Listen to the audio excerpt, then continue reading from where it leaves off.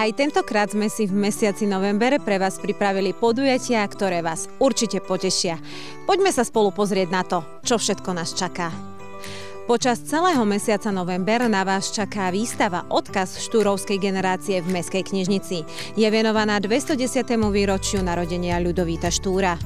A ak by ste mali chuť vycestovať, tak naši mladí z komunity Škrupinky nás budú reprezentovať v Česku, v partnerskom meste Kopšivnica na prehliadke Motýlek už 8. novembra.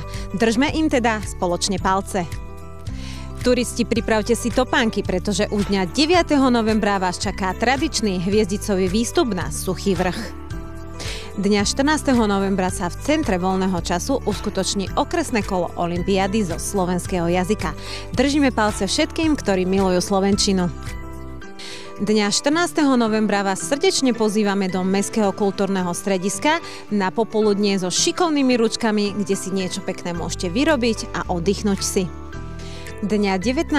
novembra sa stretneme na námestí Ľudovíta Štúra, aby sme spoločne rozsvietili lampióny na podujatí Svetlo pre deti bez násilia. Žiaci základných škôl si zmerajú svoje sily v technickej olympiáde v Centre voľného času dňa 20. novembra. Bude to deň plný nápadov a šikovných rúk. V Mestskom kultúrnom stredisku dňa 21. novembra na vás čaká popoludne plné príjemnej hudby, spomienok a rozhovorov. Prineste si staré fotografie a poďte si s nami spoločne zaspomínať. Majte mesiac plný pokoja, spomienok a úsmevov. Vidíme sa v poslednom mesiaci tomto roku, a to v decembri. Tešíme sa na vás na všetkých podujatiach.